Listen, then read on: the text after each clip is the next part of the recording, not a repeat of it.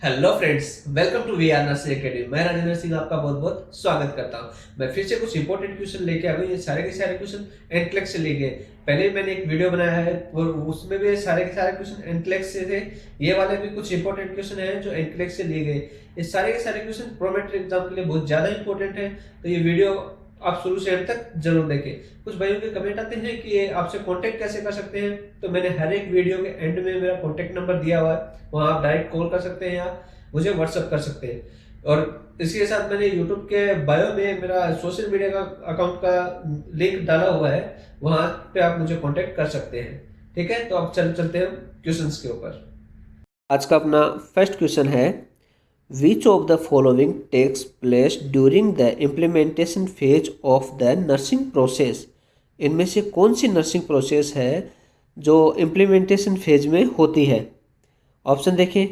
A, determination of the patient's responses to the nursing interventions. Option B, actualization of the care plan through nursing interventions. Option C, identification of actual or potential health problems. Option D, development of a goal and a nursing care plan. तो कौन C nursing process है जो implementation phase के अंदर होती है, वो है actualisation of the care plan through nursing intervention. Option B यहाँ पे अपना सही होता है। ठीक है, next question second number. A nurse is a community health clinic is in charge of immunisation.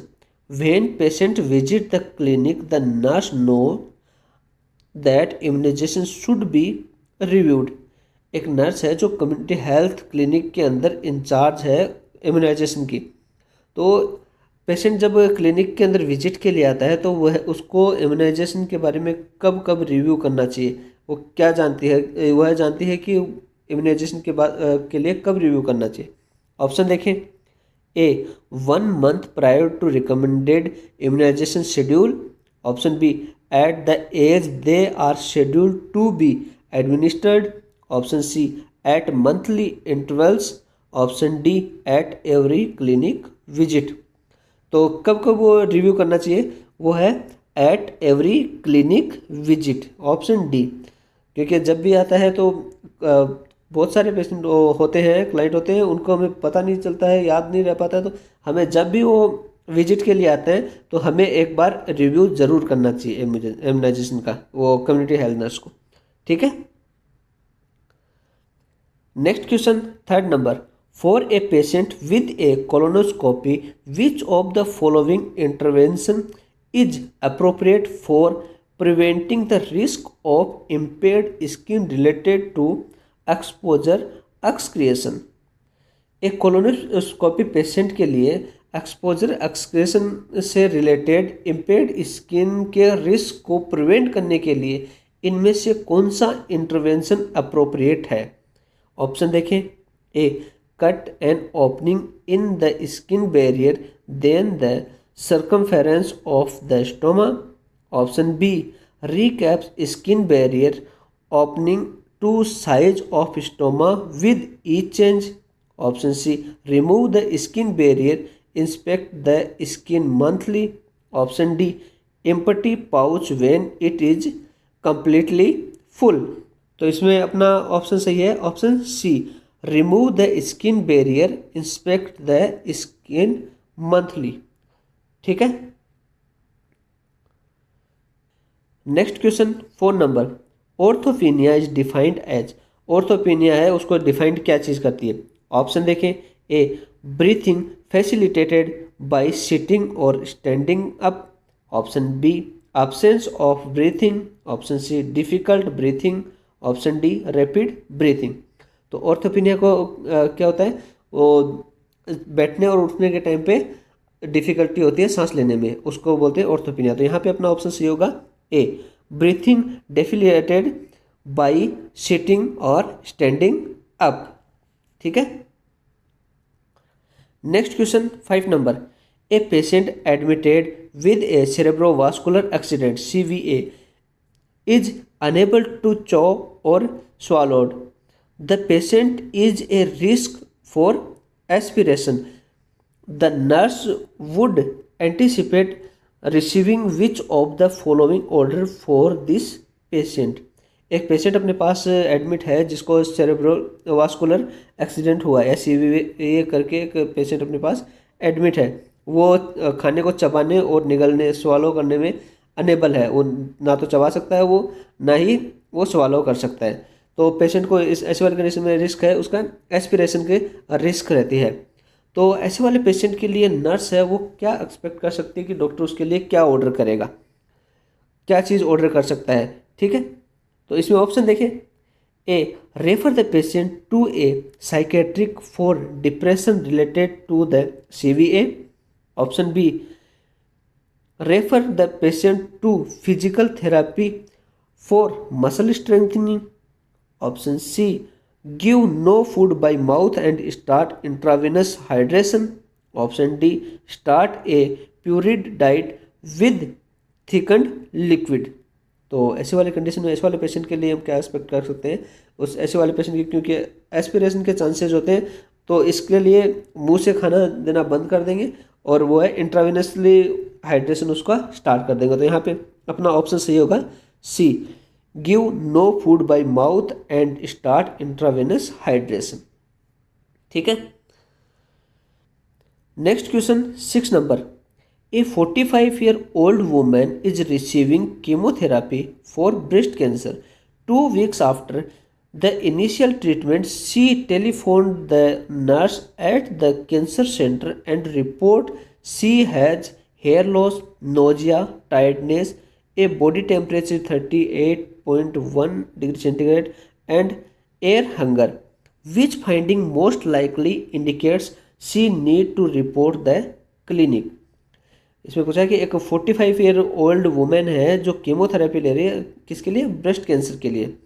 वो ट्रीटमेंट लेने के तुरंत 2 वीक के बाद टेलीफोन करती है, फ़ोन कॉल करती है अपने जहाँ से कैंसर सेंटर, जहाँ पे कीमोथेरेपी लिया है वो कैंसर सेंटर में कॉल करती है और रिपोर्ट करती है कि उसका हेयर लॉस हो रहा है, उसको नोजिया हो रहा है, टायर्डनेस हो रहा है और उसका टेम्परेचर हाई आ रहा है, इनके 38.1 आ रहा है और साथ में एयर हंगर है। तो इनमें से कौन सी रिपोर्ट है जो इंडिकेट करती है कि पेशेंट को तुरंत क्लिनिक में रिपोर्ट करना चाहिए। ऑप्शन देखें। A, air hunger. Option B, hair loss. Option C, pyrexia. Option D, nausea.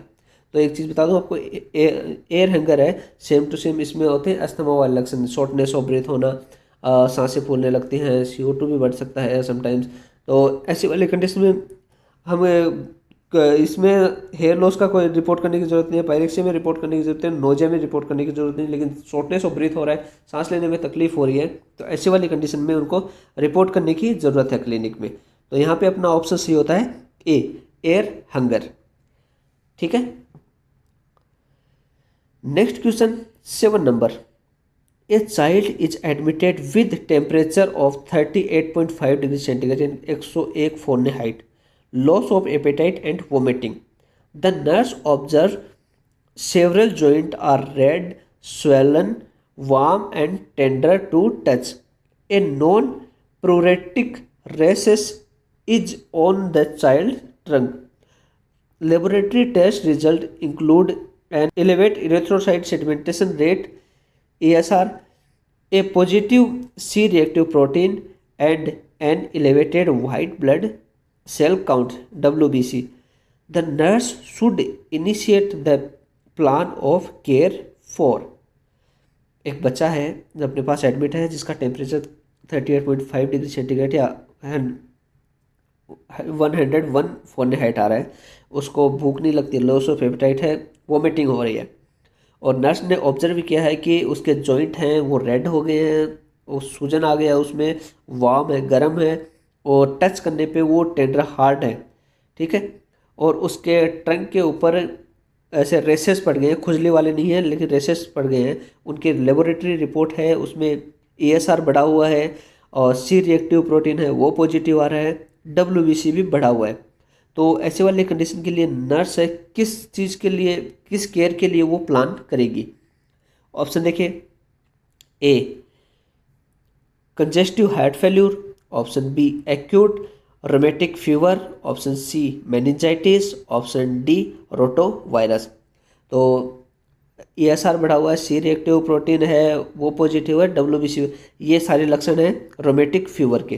तो ऐसे वाले कंडीशन में वो किसके लिए प्लान करेगी?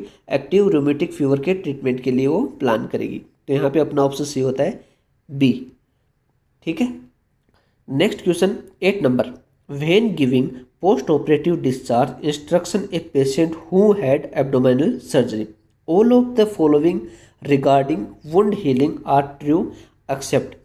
यानी कि एक पेशेंट है जिसका एब्डोमिनल सर्जरी हुआ है, उसको डिस्चार्ज के ऑपरेटिव डिस्चार्ज के टाइम पे इंस्ट्रक्ट कर रहे हैं, तो इनमें से सारे वुंड हीलिंग के रिगार्डिंग है, ये सारे इंस्ट्रक्शन दिए गए हैं वो वुंड हीलिंग के रिगार्डिंग है, एक को छोड़ के। ऑप्शन देखें, A avoid tight belt and cloth with seams that may rub the wound. Option B pain medication may affect ability to drive. Option C irregular bowel habits can be expected. Option D bathing to soak abdomen is preferred। तो इसमें अपना सही answer क्या होगा? क्या है जो wound healing से रिलेटेड नहीं है, वो है bathing to soak abdomen is preferred, option D. ठीक है। Next question 9 number, patient come to the clinic with pimples over all body. The patient start to be alone and keep away from people around him. As well, he start to disappear due to how he looks. एक patient है जिसके पूरी body के ऊपर pimples हो गए हैं और वो है जो उसके आसपास लोग हैं उनसे अलग हो रहा है और धीरे धीरे वो उन लोगों से दूरी बना लेता है, वो उन लोगों के बीच से गायब हो जाता है कि वो कैसा दिखेगा। तो यह क्या चीज़ है? तो इसमें आपने वो देखना है। ऑप्शन देखें, option A social isolation, option B depression, option C anxiety, option D none of the above. तो ये क्या चीज़ है? ये होगा सोशल आइसोलेशन, क्योंकि वो लोगों से दूर जा रहा है, अकेला रह रहा है। ठीक है। जो भी उसके सराउंडिंग लोग हैं उनसे वो दूर जाके लोगों के बीच से गायब होकर दूर रहता है, क्योंकि वो कुछ अलग दिखता है वो पिंपल्स की वजह से। ठीक है। ये तो यहाँ पे अपना ऑप्शन सही होगा ए सोशल आइसोलेशन। ठीक है। Next question 10 number, which of the following is a form of radiography. इनमें से कौन सी फॉर्म है जो रेडियोग्राफी की है? ऑप्शन देखें, A contrast medium, option B fluoroscopy, option C CT scan, option D all of the above. तो यहाँ पे आपको ये आंसर सबको पता होगा। ऊपर वाले में कॉन्ट्रास्ट मीडियम है, ये भी रेडियोलॉजी के अंतर्गत आता है। फ्लोरोस्कोपी है, ये भी रेडियोलॉजी के अंतर्गत आता है। सिटी स्कैन है, ये भी, यानी कि तीनों के तीनों रेडियोलॉजी के अंदर आते हैं। तो यहाँ पे अपना ऑप्शन सही होता है D all of the above. ठीक है। Next question 11 number, a patient with long standing diabetes mellitus type 1 is scheduled for surgical amputation of gangrenous toes on the right foot. Which surgical intervention would this be classified as? एक patient है जिसको long standing diabetic mellitus है type 1 और उसको schedule किया गया है कि उसका एक टो है वो गैंग्रीन हो गई एक टो में, उसको एम्पुटेट करने के लिए उसकी सर्जरी शेड्यूल की गई है, उसके राइट फुट का जो टो है उसकी सर्जरी करने के लिए। तो इसमें कौन सा सर्जिकल इंटरवेंशन है जो इसको क्लासिफाइड करता है? ऑप्शन देखें, option A reconstructive, option B diagnostic, option C palliative, option D curative. तो यहाँ पे अपना ऑप्शन सी होता है सी पैलिएटिव। अब इसमें ये देखते हैं, देखो रिकंस्ट्रक्टिव है, ये रिकंस्ट्रक्टिव तो है जब कोई भी पार्ट है वो डैमेज हो गया है, डिस्ट्रॉय हो गया है, उसको रिपेयर करना होता है रिकंस्ट्रक्टिव। डायग्नोस्टिक है, एक आर्ट है ये डायग्नोसिस करने की। ठीक है। पैलिएटिव है किसी भी चीज़ का ट्रीटमेंट करना विदाउट उसके कोज जाने, उसका कारण क्या है वो जाने बिना उसका ट्रीटमेंट करना आता है पैलिएटिव के अंदर। इसलिए क्योंकि हमने ये जो गैंग्रीन हुआ है वो किस वजह से, कोई चोट लगी है या फिर वहाँ पे क्या प्रॉब्लम हुई है, उसको जाने बिना हम उसको गेंग्रीन हो गया, उसको एम्पुटेट कर रहे हैं कि रिमूव कर रहे हैं उस पार्ट को, टॉय को रिमूव कर रहे हैं, तो ये आएगा पेलिएटिव में। क्यूरेटिव होता है केयर करते हैं, क्योर करते हैं बाई मेडिसिन है, कोई ट्रीटमेंट चला के उसको क्योर करते हैं। पॉजिटिव एजेंट होता है अपने पास, उसका कोज के अकॉर्डिंग हम उसका ट्रीटमेंट करते हैं, वो आता है क्यूरेटिव के अंदर। ठीक है, next question 12 number, when moving a resident on bed how is able to move with assistance the nurse aides should. Bed पर एक रेजिडेंट को मूव करते टाइम नर्स की हेल्प के साथ कैसे मूव करने में एबल होना चाहिए। ऑप्शन देखें, A bend the resident knee and ask the resident to push with his or her feet.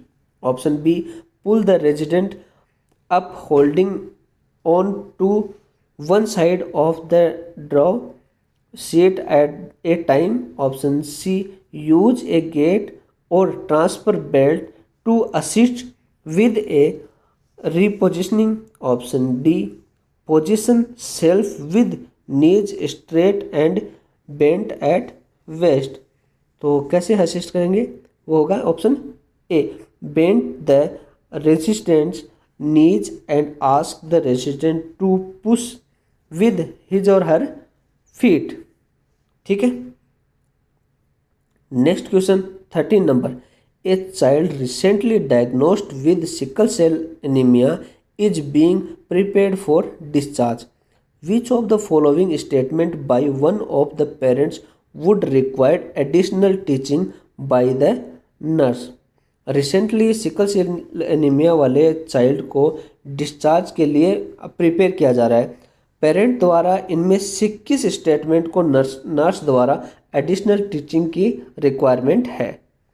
Option देखें, A blood transfusion may be necessary in the future. Option B strenuous physical activity should be avoided. Option C increase fluid intake minimise pain. Option D high altitude can be beneficial. तो क्या additional teaching required है, कौन से statement में, वो है high altitudes can be beneficial, option D. ठीक है, next question 14 number, a client who has been hospitalised after experiencing a heart attack will most likely receive a diet consisting of. एक client है जो hospitalise हुआ है, किसके लिए, उसको हार्ट अटैक आया, एक्सपीरियंस हो हार्ट अटैक आया था, उसके लिए वो हॉस्पिटलाइज हुआ है, तो उसके लिए मोस्ट अप्रोप्रिएट डाइट कौन सी होगी, कौन सी डाइट उसको मोस्ट अप्रोप्रिएट देंगे। ऑप्शन देखें, option A low fat low sodium and high carbohydrates. Option B low fat low sodium and low carbohydrates. Option C low fat high protein and carbohydrates. Option D none of the above. तो heart failure वाले patient को, heart attack वाले patient को कौन सी diet देंगे, वो देंगे low fat high protein and normal carbohydrates देंगे उसको। फैट हमेशा लो रखेंगे, प्रोटीन उसका हाई रखेंगे और कार्बोहाइड्रेट नॉर्मल लेवल में देंगे, ना ज़्यादा ना कम, जो रेगुलर देते हैं। ठीक है, next question 15 number, a patient is in the pre operative area to lumbar surgery. The patient reports anxiety about being intubated and expresses concern about making up during the surgery. The nurse must discuss the patient concerns with the।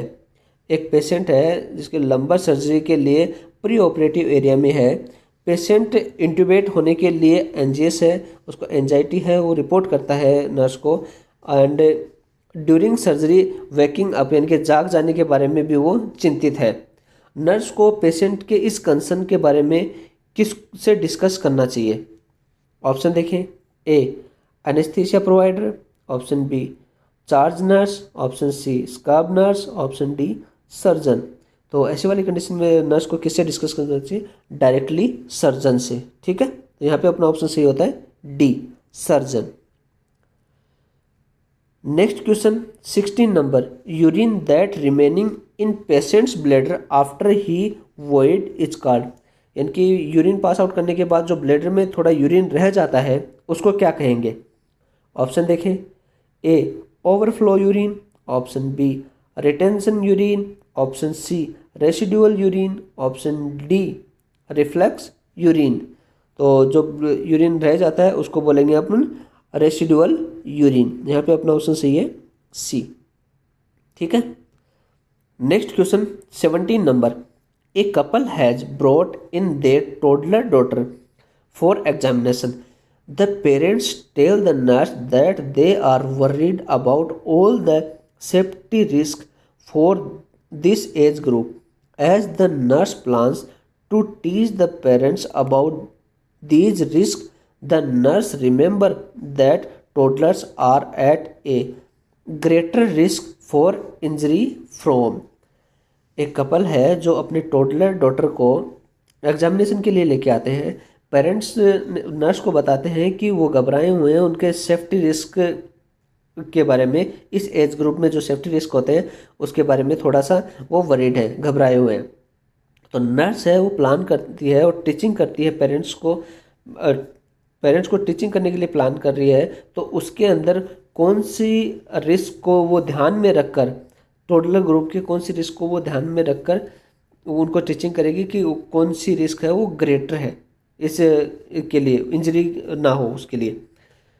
Option देखें, A automobile accident, suicide and substance abuse, option B physiological changes of ageing, option C poisoning and child abduction, option C home accidents. यदि यहाँ पे mail आता यानी कि लड़का होता है तो वहाँ पे अपना ऑप्शन सी होता ऑटोमोबाइल एक्सीडेंट्स। लेकिन यहाँ पे टोडलर डॉटर है उनकी, फीमेल बच्चा है, तो उसके लिए होगा होम एक्सीडेंट्स। यहाँ पे अपना ऑप्शन सी होता है डी। ठीक है। Next question 18 number, abnormal skin color which indicates yellowish color is called। इनकी एब्डोमाइन की स्किन का कलर है वो येलोविश हो गया तो वो क्या इंडिकेट करेगा? ऑप्शन देखें, A ecchymosis, option B erythema, option C jaundice, option D pallor. तो एब्डोमेन की स्किन जब येलो हो जाती है वो इंडिकेट करती है जॉइंडिस को। ठीक है, यहाँ पे अपना ऑप्शन सी होगा सी जॉइंडिस। ठीक है। Next question 19 number, the doctor has order the patient to be on 1 to 3 litre of oxygen using a nasal cannula at all times. The home care nurse notes the oxygen is currently at 2 litre per minute. द SpO2 reading is currently 85% and the partial pressure of CO2 is within normal limits. Based on an evaluation of this information, which of the following action would the nurse most likely inform? एक doctor है एक patient के लिए order करता है कि उसका 1 से 3 लीटर पे ऑक्सीजन चलना है, नेजल कैनुला के द्वारा ऑल टाइम उसका चलता रहना है। एक होम नर्स है उसने ऑब्जर्व किया है, उन्हें देखा कि ऑक्सीजन है वो 2 लीटर पर मिनट चल रहा है और उसका पेशेंट का SpO2 है 85 आ रहा है और उसका पार्शियल CO2 है उसका वो आ रहा है नॉर्मल रेंज के अंदर। तो इस इवैल्यूएशन के बेस के ऊपर, इस इंफॉर्मेशन के बेस पे नर्स को मोस्ट लाइकली क्या इन्फॉर्म करना चाहिए, क्या करना चाहिए इस कंडीशन में? ऑप्शन देखें, A continue to monitor SpO2 and call the doctor for new orders, option B continue the O2 at 2 litre per minute and monitor SpO2, C decrease the O2 to 1 liter per minute and monitor SpO2, option D increase the O2 to 3 liter per minute and monitor SpO2। तो अब इसमें देख रहे हैं कि oxygen level आ रहा है 85। तो ऐसी वाली कंडीशन में और ऑलरेडी डॉक्टर ने ऑर्डर डाला 1 2 3 और अभी चल रहा है 2 पे, तो हम वहाँ पे 3 लीटर पे यहाँ पे चला सकते हैं। तो यहाँ पे अपना ऑप्शन सही होता है D increase the O2 to 3 litre per minute and monitor SpO2। उसको 3 लीटर पे कर देंगे और कंटिन्यू मॉनिटरिंग करते रहेंगे। ठीक है। Next question 20 number, a client who had a myocardial infarction has an order for digoxin या Lanoxin 0.25 mg per oral daily and furosemide Lasix 40 mg intravenously. State because the client is receiving these medications, the client should be assessed for which of the following manifestation. एक client है जिसको myocardial infraction हुआ है, जिसको order किया है digoxin 0.25 mg पर oral और फ्रूसामाइडिन लाइसिक्स 40 mg इंट्रावेनसली स्टेट देने के लिए ऑर्डर किया है, और क्योंकि वह रेगुलरली वह कंटिन्यू यह मेडिसिन ले रहा है, तो असेसमेंट के दौरान क्या मैनिफेस्टेशन है वो असेस करेंगे। इनमें से ऑप्शन देखें, A hypertension, option B hypokalaemia, option C tachycardia, option D oliguria. तो ऐसे वाले उसको डाइजॉक्सिन भी चल रहा है, फ्रूसामाइड भी चल रहा है। फ्रूसामाइड एक डायरेटिक है, तो ऐसी वाली कंडीशन में हम उसका क्या चेक करेंगे, पोटेशियम लेवल। तो पोटेशियम लेवल कम हो जाता है, तो यहाँ मैनिफेस्टेशन में हम उसका असेस करेंगे हाइपोकैलेमिया। तो यहाँ पे अपना ऑप्शन सी होता है बी। ठीक है, आज के लिए इतना ही। Thanks for watching. I hope ये वीडियो आपको पसंद आया, तो please like share and subscribe the channel, press the bell icon for further notification. If any query you comment me. आप किसी भी क्वेरी के लिए आप मुझे मेरे सोशल मीडिया पे मुझे कांटेक्ट कर सकते हैं, जिसका लिंक मैंने अपने बायो में दिया हुआ है, या मेरे व्हाट्सएप नंबर है, यहाँ पे मुझे आप कांटेक्ट कर सकते हैं। मैं आपका रिप्लाई जरूर दूंगा। Okay, thank you.